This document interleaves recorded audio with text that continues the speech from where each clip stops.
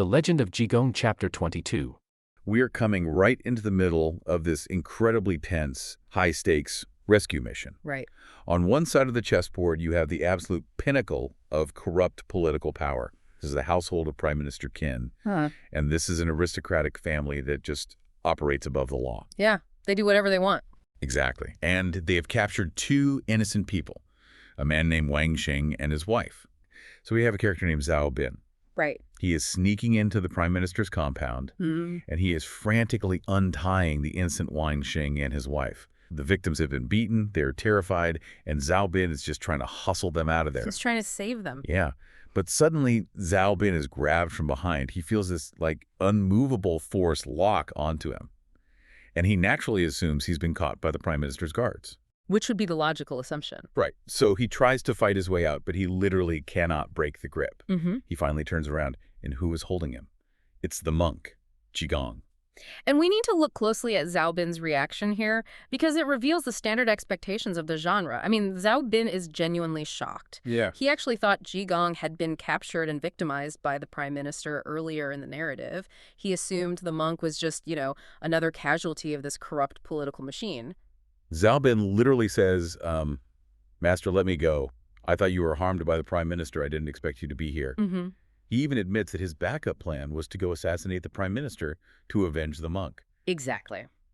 So Zhao Bin is operating on a very traditional, earthly level of martial arts logic. Like, the system is corrupt, therefore the righteous warrior must step in with a sword to cut down the corrupt politician and balance the scales of justice. Yeah, that is the standard heroic trope in wuxia or martial arts literature. The rogue swordsman delivers the justice that the courts will not. But Jigong immediately halts that entire narrative trajectory. He doesn't want Zhao Bin to go on a murder spree. He presents an entirely different paradigm of intervention. He literally stops him in his tracks. Jigong lets go and says, just untie them and come into the room, I have something to say. Yeah. So Jigong then pulls out 2 pieces of medicine and instantly heals the severe physical wounds of the victims. But the story doesn't stop at the magic trick. It shifts from a typical magical rescue into something incredibly brutally pragmatic. This is where it gets really interesting. Right. Jigong doesn't just heal them, pat them on the head and say, go with God, your bodies are healed. He gives them a highly specific, magically sourced severance package. It grounds the supernatural intervention in harsh economic reality. And that is a crucial detail that elevates the text from simple fantasy to acute social commentary. I mean, listen to the exact directions Jigong gives to Zhao Bin. He says, go to the west wing, into the north inner room. There are 4 chests. In the 3rd chest, you will find exactly 1 box of gold weighing 100 taels and 6 packets of silver weighing 300 taels. Bring it here. It's so specific. So specific. And Zhao Bin runs over, checks the room, opens the 3rd chest, and boom. It is exactly as the monk described down to the last coin. We should pause and contextualize the term taels for a moment, just so you'd get the scale. A tael is this traditional unit of weight. Right. It's roughly equivalent to an ounce, I think. Exactly, about an ounce. It is an astronomical sum for a commoner. Wow. And the geographical and inventory precision is startling. Jigong, who is supposedly a captive of the state, knows the exact architectural layout, the furniture arrangement, and the precise financial holdings hidden deep within the corrupt prime minister's own mansion. It implies this casual omniscience. But it's the application of that knowledge that I find so fascinating. Because he takes this massive fortune and gives it to the victim, Wang Xing. Right. He asks Wang Xing, where are you from? Wang Xing replies that he is originally from Yuhan County.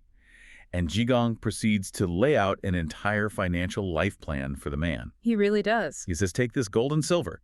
Tomorrow, hire a boat and escape back to Yuhang with your mother and your wife. Give your ruined, useless belongings to Zhao Bin. With this gold and silver, you can go home, buy some land, start a business, and it will be more than enough to live out your days in comfort.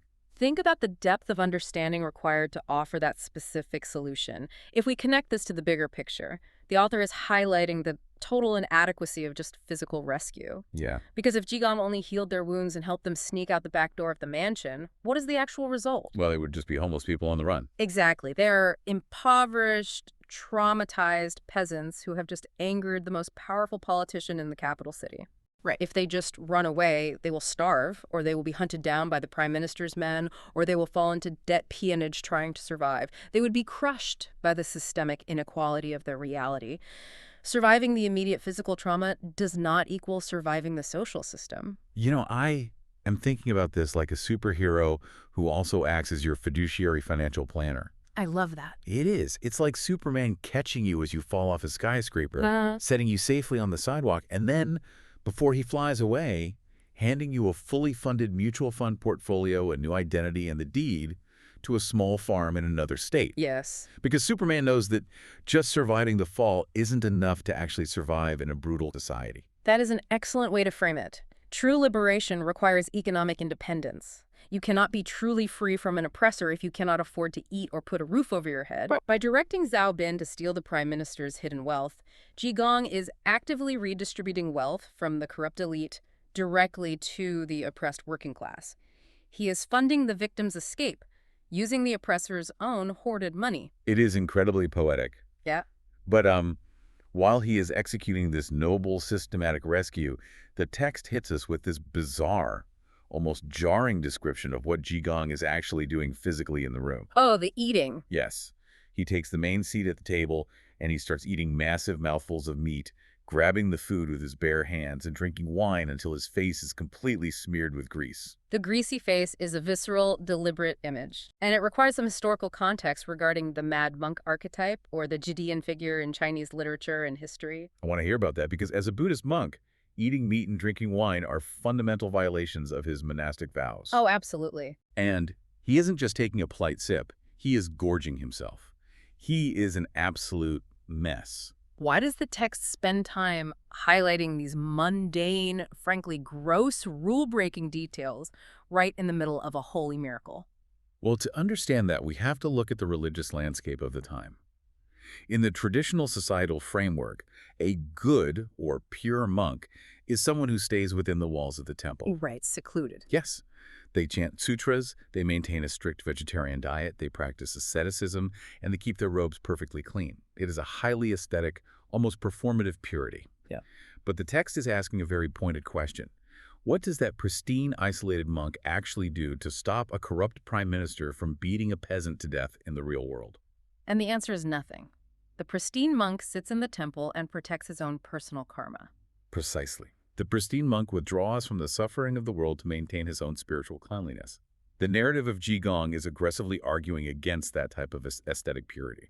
The text suggests that rigid adherence to religious rules is often just a socially acceptable form of self-serving privilege. Wow, that's powerful. Jigong's greasy face, his drunkenness, his total disregard for the behavioral rules of his order, these are not signs of his failure as a monk. They are proof of his deep, active engagement with the messy, dirty, complicated reality of human suffering. So the grease on his face is almost like the grease on the hands of a mechanic. It shows he is actually under the hood doing the hard labor. Yes, that's exactly it. He has abandoned the pristine ivory tower of traditional monasticism to get down in the mud with the victims of society. I see. There is a lineage of this in Buddhist history, figures like Honshan and Shide, who appeared as eccentric, laughing fools to subvert the rigid, bureaucratic nature that institutional religion often adopts. Right. True righteousness, according to this story, isn't about how perfectly you follow arbitrary rules. It is about how effectively you deliver tangible, practical justice to the oppressed. That completely changes the lens through which we view his behavior. Like, he isn't breaking the rules because he lacks discipline. He is breaking them because they are irrelevant obstacles to the actual work of saving lives. Exactly. It makes me think about people in our modern world. How often do we judge someone's competence or morality by how professional their suit looks, while ignoring the actual impact of their actions? It happens all the time. But we need to move the story forward. Which brings us to the arrival of Qing Han, the second son of the prime minister. Yes, the life-chasing demon. That tells you everything you need to know about his reputation. It really does. He returns from the main mansion to this garden area with a mob of evil servants holding lanterns. And his stated intention is pure malice. He literally announces to his men, "Let's go see if Wang Xing's wife will submit to me. If she doesn't, I will beat her to death alive." It is the apex of aristocratic entitlement. He views human beings entirely as disposable objects existing solely for his own gratification. Yeah. If they do not serve his pleasure, he destroys them without a second thought. There is no empathy, only consumption. And Zhaobin panics when he hears him approaching. He turns to Jigong and says, "Master, this is terrible. We need to hide in the room."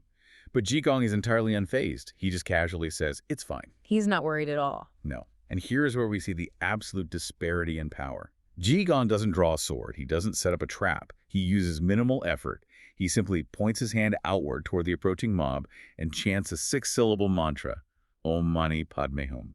He uses the ultimate prayer of compassion as a weapon. Wow. Because the effect is devastating. Qing Huan suddenly shivers, gets a cold chill, and just collapses plop into the dirt. And what follows is essentially a night of torture. Right. So how does inflicting a curse align with the concept of Buddhist mercy or compassion? Doesn't Jigong just become a magical bully himself? That is a brilliant question, and it cuts to the heart of how this specific text interprets karma.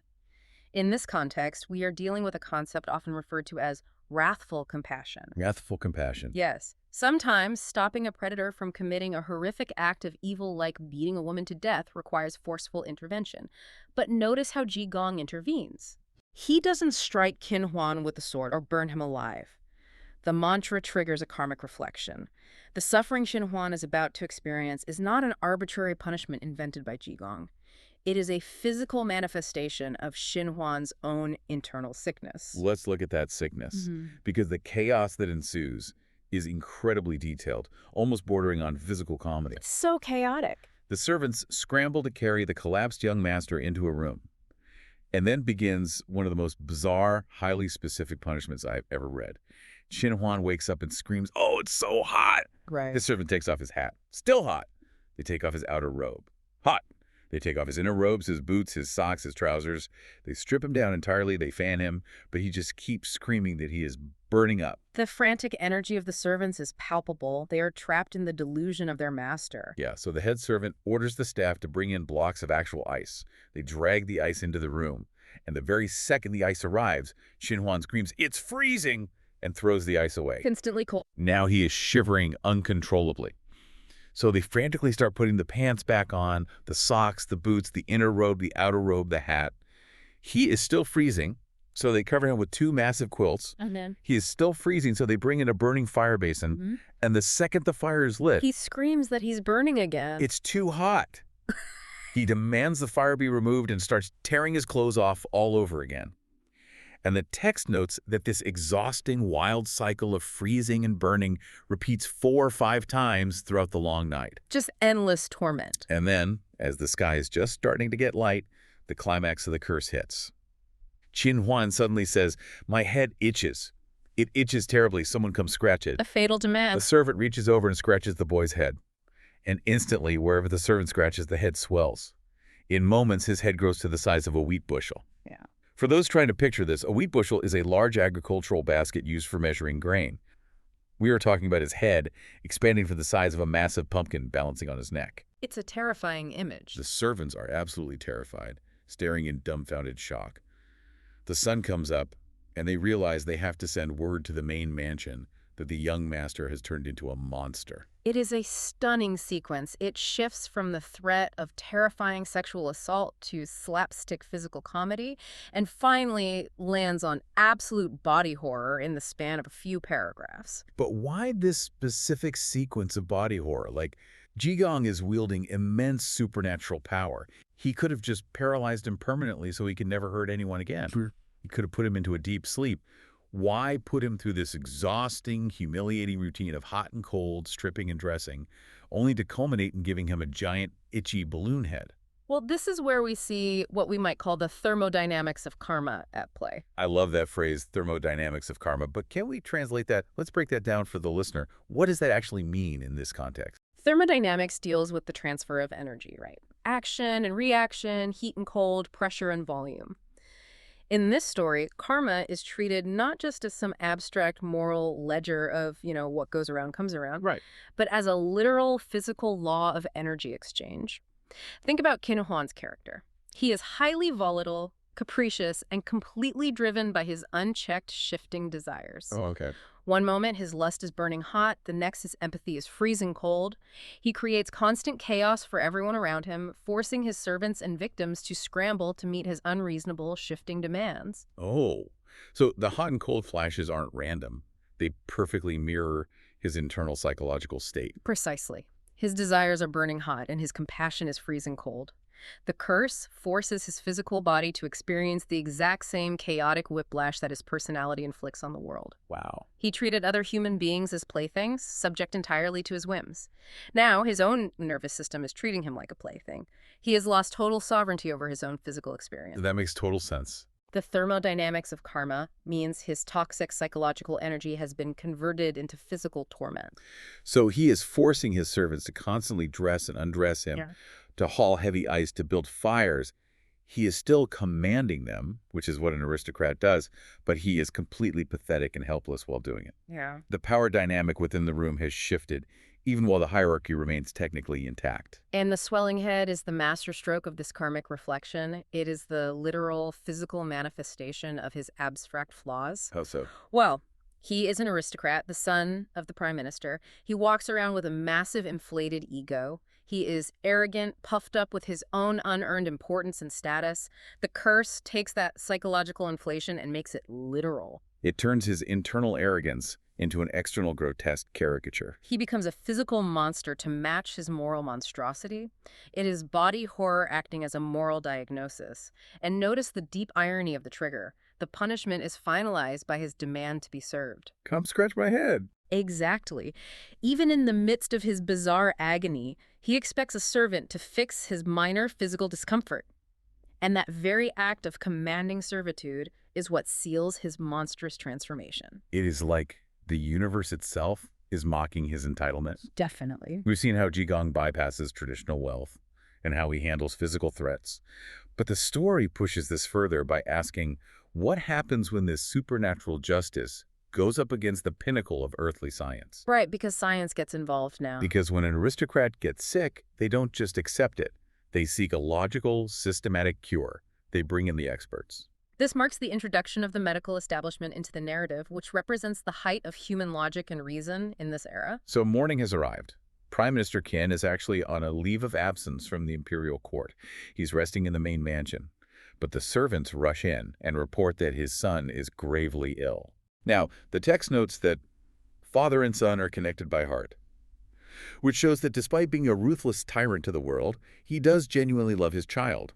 He rushes to the garden, walks into the room, and sees his son rolling around on the bed in agony, with a head the size of a bushel basket. The visual shock must have been staggering for a man who believes he controls everything in his environment. And Prime Minister Qin immediately reacts the way powerful men often react when confronted with a crisis.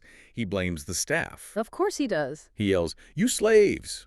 This is infuriating. Why didn't you inform me earlier of this severe illness?" I mean, think about the worst corporate boss you've ever had.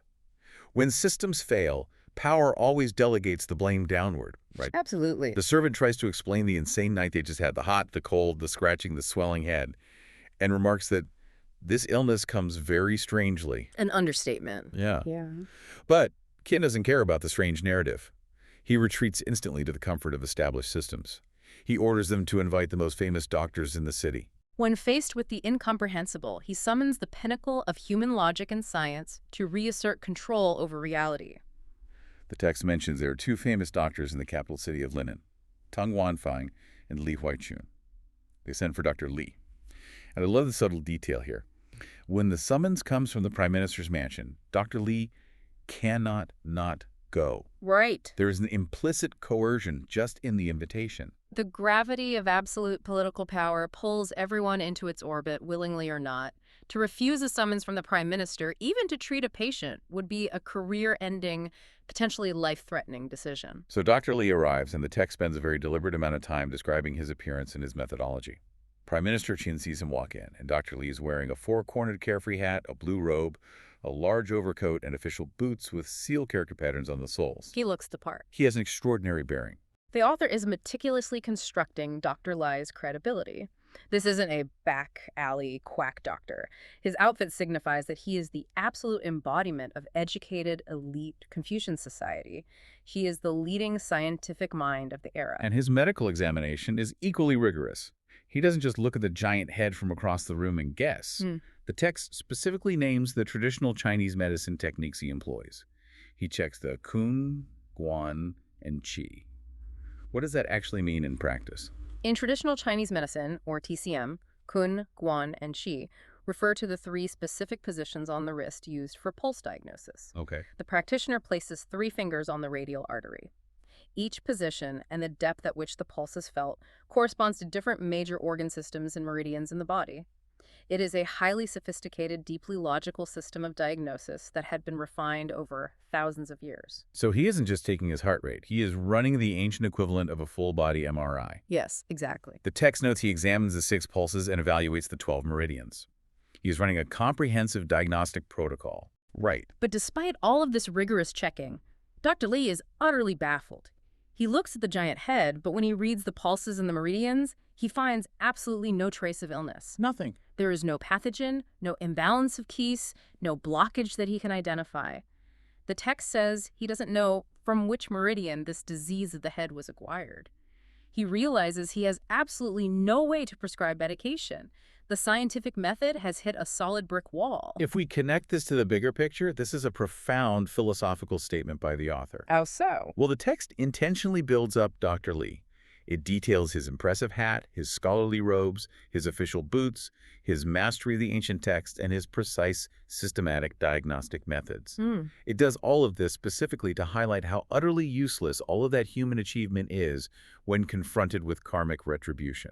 So you're saying the medical system isn't flawed, it's just trying to solve a problem that exists outside of its universe. Exactly. Medicine, logic, and science are systems designed to treat physical ailments born of the natural world. But Qin Huan's giant head is not a medical condition. It is a moral condition. It is a spiritual disease. The author is suggesting that human systems, no matter how advanced, no matter how prestigious the practitioner, will always fail when they try to cure the symptoms of deep moral decay with mere physical logic. You cannot prescribe a tea or a poultice to cure a rotted soul. The doctor is looking for a physical root cause for a spiritual punishment. No wonder the MRI comes back blank. Yeah. So Dr. Li does the honest, scientifically accurate thing. He says, my knowledge is shallow. You should hire someone wiser. I truly cannot cure this. A humble response from a man of science who recognizes the limits of his tools. But he is dealing with Prime Minister Chen. And a tyrant does not accept no for an answer, even from science. Chen asks him to recommend someone else. Dr. Li thinks to himself, if I can't cure this, the other famous doctor definitely can't either. So he tells the Prime Minister he has no one to recommend. And this is where the oppressive threat of absolute power rears its head. Qin snaps. Right. He says, if you can't cure my son and you have no one to recommend, you will never leave this mansion today. The mask of civility falls away instantly. The Prime Minister treats the elite educated doctor just like his monstrous son treats the peasant servants. If you do not provide what I demand, you are a prisoner, or worse. It illustrates the pure tyranny of the powerful. They believe their authority can command reality itself. If the Prime Minister demands a cure, science must provide one. And if it doesn't, science itself must be punished for failing the Prime Minister. It is terrifying for Dr. Li. He realizes this man only knows how to use power to crush people. Trapped by this political reality, the highly logical doctor realizes that logic won't save him. He has to fight madness with madness. He realizes there is only one entity operating on a level that can bypass the Prime Minister's earthly power. He is forced to introduce the supernatural anomaly back into the closed system. Which brings us to the next phase of the narrative, the captive negotiator. Dr. Li suddenly has a realization and recommends the one person who can help. Right. He says there is only one person, but he is a drunk, mad, disheveled monk. I fear you might take offense. And Qin, desperate, says, I don't care if he's an outcast as long as he cures my son. Who is it? The setup is so good. And Dr. Li says it is the mad monk Jigong from Lingyin Temple. The irony here is just delicious. It really is. Prime Minister Qin realizes, wait, that's the crazy monk I currently have locked up in chains in my own East Mansion waiting to be interrogated. Yep. And Dr. Li realizes, oh, you locked up a holy man. No wonder your kid got a giant head. It is the perfect narrative loop. The prime minister is desperate for a savior, and his savior is the very man he is currently persecuting. So Qian immediately sends a servant to the East Mansion to fetch the monk. He tells the servant, "Tell him if he cures my son, I will release him and pardon his crimes." Right. Let's look at this servant's errand, because the dialogue here is incredibly sharp. The servant goes to the locked room, sees Jigong in chains, and says, "Monk, you have great fortune." Because he thinks he's lucky. Right, the servant assumes that the opportunity to serve the powerful is a blessing for the lowly. You get to help the prime minister. Lucky you. And Jigong replies with a very specific, sarcastic proverb. He says, "A big stove fire takes a lot of firewood." Yeah. I need you to decode this for us. What is the subtext here? Well, the original Chinese phrase is "zao huda fei dian chai." On the surface, it simply means a large fire requires a lot of fuel. But in this context, Jigong is talking about the concept of karmic debt. Oh, interesting. He is referring to the scale of the prime minister's corruption and the magnitude of his son's evil actions. He is essentially saying, this family's sins have created a massive, raging, infernal fire of bad karma. It is going to take a hell of a lot of spiritual energy, a lot of firewood, to fix this mess. Wow. He is immediately signaling to the servant, and by extension the prime minister, that this isn't going to be a simple, cheap miracle. The price is going to be incredibly steep. He is already negotiating the emotional and spiritual cost of the transaction. Exactly. The servant then delivers the message. The prime minister commands you to go cure the young master. If you succeed, you are free. And Jigong completely rejects the premise. He won't accept a command. No. He says, if he sent for me to interrogate me in his court, I'll go right now. But if he is calling me to cure a disease, tell him I said it's brushed off. Shuale. Yep. It is a slang term for dismissing or canceling something entirely, like brushing dirt off your shoulder. Brushed off. The servant is stunned. You don't just brush off the prime minister. Yeah. But he takes the exact message back. And the prime minister is confused. He asks Dr. Lai, what does brushed off mean? And Dr. Li, who completely understands the power game being played, smiles and says, it is a joke. Prime Minister, if you want him to cure a disease, you must use the word invite.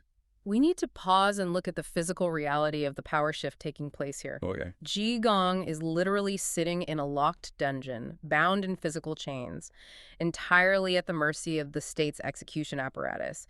Yet he is the one dictating the terms of engagement. He is the prisoner, but he holds all the cards. By refusing the command, Jigong forces the prime minister to abandon his authoritarian role. The prime minister can command a prisoner, but he must invite a physician. Right. Jigong is forcing this brutal tyrant to play by the rules of polite society, to acknowledge the autonomy and value of the person he has subjugated. It is an immediate, humiliating demotion for the prime minister. And amazingly, the prime minister actually swallows his pride because he loves his suffering son. He says, fine, go tell him I'm inviting him. He has no choice. So the servant runs all the way back to the dungeon. Monk, you have such a big ego. The prime minister says he is formally inviting you to cure the disease. And this is where Jigong executes what might be the greatest act of bureaucratic judo in literature. It's so good. He tells the servant, your master is the prime minister. He holds the incredibly high rank of the three terraces. He and I have no prior relationship. If he starts suddenly associating with a lowly Buddhist monk, the imperial censors and inspecting officials will find out, and they will impeach him for inappropriate conduct. Yes. Okay, we need some major historical context here. What are the three terraces and who are the censors? To understand the brilliance of Jigong's troll here, we have to understand the bureaucracy of the Song dynasty, which is the historical setting of the Jigong legends. Right. The three terraces refers to the highest echelon of executive power in the imperial court. It signifies that Prime Minister Qin is at the absolute peak of the political pyramid, second only to the emperor. But the Song dynasty had a very specific mechanism to keep these powerful men in check, the censorate. Who were they? Think of the censors as the ancient Chinese equivalent of a hyper-aggressive internal affairs division crossed with an elite auditing firm. Ah. They reported directly to the emperor, and their entire job was to investigate, critique, and impeach other officials for anything from massive corruption down to minor breaches of social etiquette or inappropriate associations. That sounds terrifying. It was. The psychological terror of being a high-ranking official in the Song dynasty was that you were constantly watched by your peers. The single rumor that you were associating with unsavory characters like a dirty, meat-eating mad monk could lead to a censor writing a memorial to the emperor, resulting in your demotion, exile, or execution. So the hilarious irony here is that we have a magical wine-guzzling monk who can literally make heads expand with a thought, suddenly pretending that he is deeply, genuinely concerned about government HR policies and parliamentary procedure. Yes. And the genius of it lies in how Jigong is weaponizing the prime minister's own world against him. The prime minister's entire existence is built on political status, rank, and the anxiety of maintaining that power within the imperial court. He lives in constant fear of the censors. Jigong is using the prime minister's own nightmares against him. Exactly. Jigong, who lives completely outside of societal rules, cites the most rigid, arcane government regulations just to trap the prime minister. By pretending to care about the prime minister's political reputation, Jigong forces Qin to realize that his absolute tyrannical power is actually incredibly fragile. Yeah. It is constrained by social rules, pure surveillance, and imperial optics. While the mad monk sitting in chains is completely free. Right. The prime minister can dictate life and death inside his house, but he can be destroyed by a rumor at court. Jigong is holding up a mirror to the prime minister's precarious existence. He is saying, "You think you trap me? You are trapped by your own ambition? I am the only free man here." That is just incredible. The servant goes back and repeats this bureaucratic excuse verbatim to the prime minister, and the prime minister finally snaps. He loses it. He is furious. "What a bold monk," he yells. But Dr. Lee steps in again. He tells the prime minister, "Do not be angry. If you want him to cure your son, you must go to him personally." Having successfully humiliated the prime minister through intermediaries, Jigong has forced the ultimate confrontation. Yeah. The absolute highest authority in the land must physically walk down to the prison cell to beg for help from the lowest rung of society. Which brings us to the final sequence, the absolute humiliation of power. Prime Minister Qin sees his son rolling around in agony, and he realizes he has no choice. He and Dr. Lee walk over to the East Mansion where Jigong is held. Right. But Qin is still trying to hold on to his dignity. As he enters the courtyard, the text notes he deliberately coughs loudly. Why the cough? It is a classic, almost pathetic power move. He does it specifically to announce his arrival, to ensure that the servants and guards know he is there so they can stand at attention and perform the rituals of respect. He is trying to control the space. And the guards do exactly that. They all jump up and say, "The prime minister is here." But Jigong completely shatters the social contract. He really does. As soon as the prime minister coughs, Jigong looks at the guards and says, "Listen, a dog is barking." It is an incredibly dangerous insult.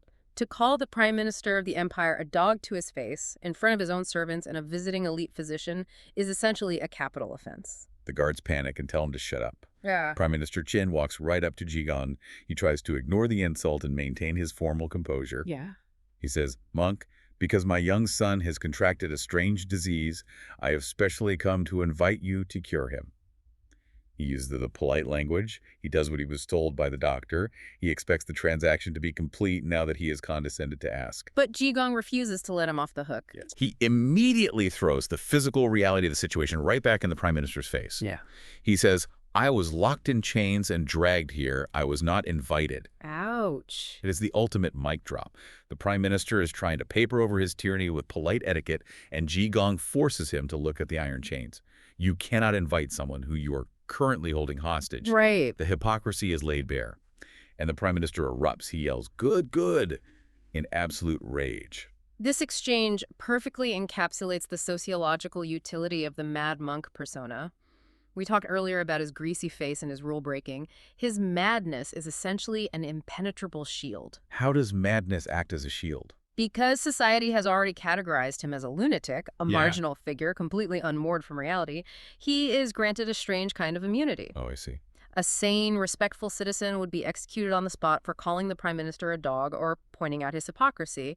But because Jigong is crazy, he can speak absolute, unvarnished, dangerous truth directly to the highest authority in the land without immediate execution. Right. He breaks the social contract that the prime minister relies on. The prime minister's ego is bruised, he is enraged, but he is utterly paralyzed. He cannot kill the monk because he needs the monk's power to save his son, and he cannot argue with the monk because the monk refuses to engage with his political reality. It is a perfect stalemate. The prime minister's massive power is entirely nullified by a man who simply refuses to respect it. And the text leaves us right there on a cliffhanger. It's such a tease. It is. Dr. Lee sees the prime minister boiling over and hastily steps in to mediate before violence breaks out, trying to calm the prime minister down so that the holy monk can display his Buddhist magic and, as the text teases, play tricks on the prime minister. It sets the stage for a much longer, protracted humiliation of the corrupt elite, which is the running theme of Jigong's entire literary existence.